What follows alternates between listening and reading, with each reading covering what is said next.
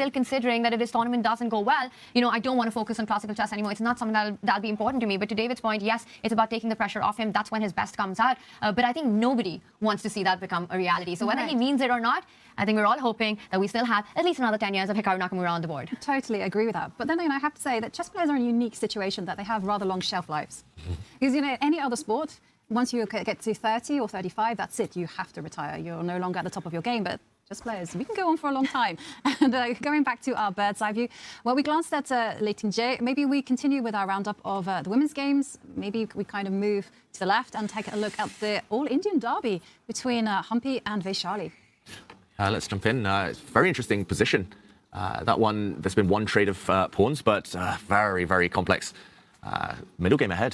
Tanya, I'm not even sure what to expect over the next few moves. It feels like White's last move very committal. You know what I'm going to say, don't you, Tanya? The knight 4 on the board. Very committal.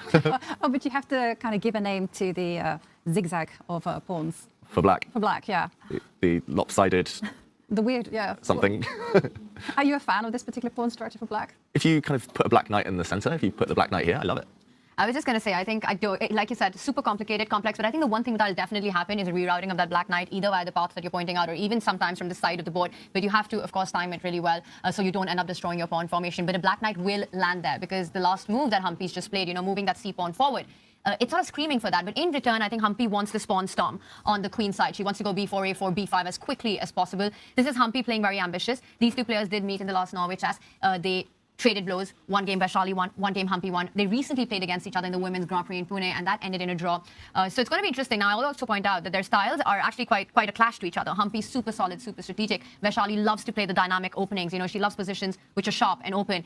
So keeping that in mind, I think somewhere, because of just how complex it is, both players can be happy that they'll get a game. Vaishali will play on the king side, perhaps even push those pawns for a king side attack, while Humpy will have a more strategic approach on the queen side. Yeah, Tanya, you've been teammates with these two for years. Prediction, who's going to perform better in this tournament? Not just in this game. Wow, that's a tough one. Vaishali, she did have a good run in the previous Norway chess. Humpy finished 5th, I think, Ivanka, at the end. Vaishali was coming fresh out of the candidates, but not so fresh because it had been a long tournament for her. Humpy, so motivated right now. She's had a string of great tournaments. So I think if she keeps up the form, we can see her be a top contender for a top spot here as well. For Vaishali, she's always hungry to play on. God, I can't answer that question, David Howell. You're putting me on the spot. But if I had to pick, I think both will play really well this time. Yeah, cheering for them both. That's fair. That's allowed. Okay, well, an interesting battle on our hands as we have Humpy's strategy against Vaishali's dynamism. Well, that is definitely something to look out for, but so many intense matchups in this incredible tournament of Norway chess. So, well, we are going to go on our first break, and of course, when we return, we're going to have so much action. But don't forget that if you do want to watch Hikaru's confessional, subscribe to it on Twitch.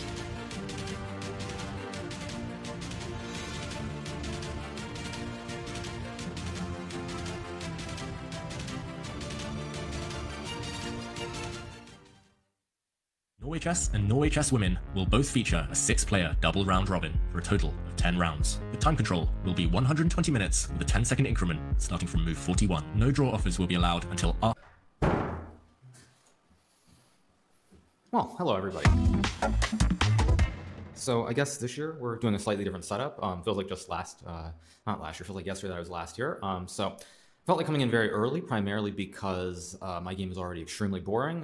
Pretty much it's going to come down to whether Fabiano is able to confuse me with a move order very early, or I think the game is going to be extremely dry and probably a draw. So remains to be seen. So I'm pretty happy with my game. Magnus's game, of course, we have this classic like Jobava London system with this bishop f4, c5, e3, not too different from some stuff that I've had against Magnus from both sides, actually, some of the recent Chess Champions Tour events. So that game looks pretty exciting. Wei's game versus Arjun, I think, is the other one. Fairly boring, but just felt like coming in early because either my game's going to peter out instantly, and in that case, I won't be back here, or I'll mess something up, and then I also won't be back here because I'll be thinking for a very long time. So it's all pretty normal, but it's good to be back here in Norway. It's good to see the general enthusiasm from the fans locally, and it's just a nice experience. So I'm sure I'll have more to say in the coming hours, maybe coming hours, maybe coming minutes. We'll see. But it's fun to be back, and just looking forward to the event. So it should be good. See you guys. Have a good one, as I say on YouTube. Bye.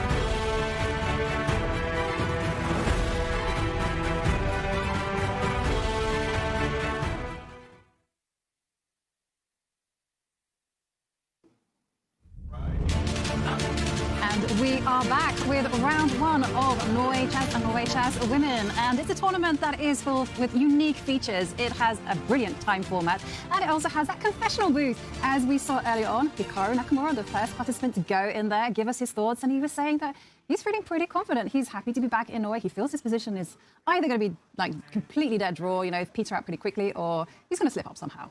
And either way, he predicted he might not be back for a while, although I notice he's not in his seat right now. So hopefully that was just the first of many trips, Tanya, to the confessional from Hikaru. He's been entertaining us here in Norway Chess and Freestyle Chess with these confessional visits. And what do you make of it? I agree that the position looks roughly level, but do you think, again, is he just taking the pressure off himself before a big fight? Very much in the balance, and I think very likely this is one of those games that, at least for now, early days, early moves, but still has probably the biggest shot of going into that Armageddon. And then, I don't know, Hikaru versus Fabi in an Armageddon. Does Hikaru consider himself just that the odds go towards him a little bit more in that shorter time format with the black pieces? Happy to go into that. Or will Fabi find a way to actually create chances? And my favorite part of that confession was Hikaru giving a shout out to his YouTube audience with that, bye. And you know what else I love about his videos is how he starts with, what is it? And for today's video. Today's game. Today's. Gonna love it. He's a class act. But I tell you one thing, the players just can't agree to a draw. They have to pass move 30. And as we revisit the bird's eye view, well, we should probably check in on the bottom left. The board in yellow. It looks like a very theoretical marshal between Anna Mizicic and Sarah Kadem. Go on. Which one of you is a marshal expert? I played the marshal, but I'm not going to call myself an expert, David, when you're next to me. I've played it as well, but I'm very far from an expert. And yeah, let's jump into that game. It's the one game between Anna Mizicic and Sarah Kadem that we haven't visited so far. And yeah, this one is quite a way down the line, but it's clear that it's Black who has struck the first psychological blow. Just the fact that she's 20 minutes up on the clock shows that her preparation has succeeded. And we talk about the marshal. I think we need to show the marshal to everyone at home because it is a fun opening at some levels. I'm going to say at the very top level, it does have a bit of a drawish reputation these days because it's been so deeply analysed. But yeah, the Spanish opening, the Roy Lopez, not the exchange variation, White drops back instead, bring the bishop out. And it's only in this position after White plays the move c3, a bit of a provocation these days here that it allows the marshal pawn to d5. This is a sacrifice, which was accepted by Anna Mizicic. And after knight takes e5, I've got to say, pawn to c6 by far the main move, first of all. Back in the day, though, Frank Marshall, he didn't play pawn to c6, he played other stuff. And bishop to b7 is another option that Magnus Carlsen's brought back into popularity recently. He actually played this against me. Magnus's final game as classical world champion was against me, and it was a draw. And he played, well, I don't know. I was very boring. I was begging for a draw with White, which wasn't much fun. I was suffering for a long time. But bishop to b7 was the move he chose, and I was out of book. I knew this was an old move, but it didn't have a great reputation. But modern engines show that everything is playable. I just love how you're like, no, I'm no martial expert, but I played this against Magnus. And drew it, without any big trouble. I was White. I was a pawn up. I just gave it back just to force a draw. Is that something to be proud of? I don't know. I mean, a draw against Magnus, of course there is, but I think that's a great idea and a great point you make about the marshal that, you give up a pawn and very often you win that back, eventually neutralizing the activity that you're pointing out with the bishops. Yeah, and Black's main idea actually is the move knight to f4 here, just unleashing the bishop on this diagonal. And yeah, as opposed to putting a pawn on c6 where the bishop gets developed in a different way. White has several main moves, just to mention. White can actually play the move queen to f3 with a pin on this diagonal, something I was trying to calculate in that game. I spent 35 minutes here, I think, on one move, because I was out of book immediately. And Anna Mizicic reacted much quicker. She plays the more standard pawn to d4. Bishop kicked back, and I think I played the move knight to a3 against Magnus, although it was a couple of years ago now, and my memory is... We're talking about memory. Memory is not the sharpest, but Anna instead plays the move bishop to d2, and that is met by a very clever move by Sarah. Now the white knight cannot develop. Yeah. Was this game at a Norwegian club championship? Yeah. It was. It was, yeah. See, your memory is better than mine. But, to this point, I think this is such a great idea and a very thematic one by Sarah. We can see that Black is down a pawn. You want to not only, you've got this great light squared bishop, but you also want targets for your dark squared bishop. Eventually, what Black's aiming for is to take on c3, provoke White to recapture with the b pawn, and then advance that c pawn as well to c5 and try and get those open diagonals. So constantly looking for piece activity for compensation for that sacrifice material. I actually really enjoy playing the marshal with the black pieces, where yes, you're down a pawn, and sometimes because the computer is always so materialistic, they'd give White to have this advantage, but practically it's never easy to fight against the compensation. Yeah, no, definitely. Black's bishop pair, they're just roaming supreme. Well, fascinating struggle here, but let's go back to the bird's eye view because some other developments kind of caught my eye. And, we left one game, our big marquee matchup between Magnus Carlsen and Gukesh on a bit of a cliffhanger, right? The bishop came out, we were like, oh, is he going to go f3? Is he going to play the most popular line, which doesn't have, and I can see that f3 was nowhere, not played at all. And instead, we see a knight on g3, a queen on e2, something very solid is happening. Yeah, and Magnus, yet again, not in his seat low right now. So let's do a quick action replay. We left it after bishop to g4, attacking the white queen. Just to mention, the main move for white was to push the pawn forward. But this is clearly what Gukesh had prepared. Now the black bishop normally retreats back to the d7 square. As Tanya mentioned earlier, this is a pawn sacrifice. You can capture this pawn. And now black, for example, can bring the knight out, can bring the queen out to try and regain this pawn. A lot of potential moves here. And this is still well-known theory, but maybe theory that Magnus wanted to avoid. So instead, he developed his bishop, much more solid. As Ivanka mentioned, a trade. Now, taking with the c knight does look a bit awkward, but I guess the other knight would prefer to be on f3, maybe coming into the center. And in the Jabava London, normally that white knight is either very well placed or it's very badly placed in front of its pawn. So Magnus instead builds the big pyramid with the pawns on dark squares here in the center. Combined with the dark square bishop, I'm not sure what kind of impression they make right now, but this is the current position of Magnus refraining from castling, Tanya. He's hinting that just with his last move, he's going to stay flexible. Maybe some kingside pawn storm in the future here. We'd love to see it. I was as surprised with that knight retreat, recapturing it and rerouting it to the king side. But then, you know, as they say, the future explains the past. And I think Magnus is eyeing these ideas on that right side of the board. But it would be slightly surprising if he does choose safety of his own king on the queen side, right? Because it feels that Gukesh has made headway with that pawn on c5. It might be easy for him to get that attack going, to get those open lines. You know, the queen also jumping onto either b6 or a5 eventually. Magnus keeps it flexible, David. But if I had to make a bet, I think he still castles kingside, if at all he castles. What do you think, Ivanka? Will it be a race to each other's king with opposite side castling, or will we have a safer approach? Actually, I'm going to cheat here. I'm going to say, you know, we've heard your thoughts, but maybe we should hear from the man himself.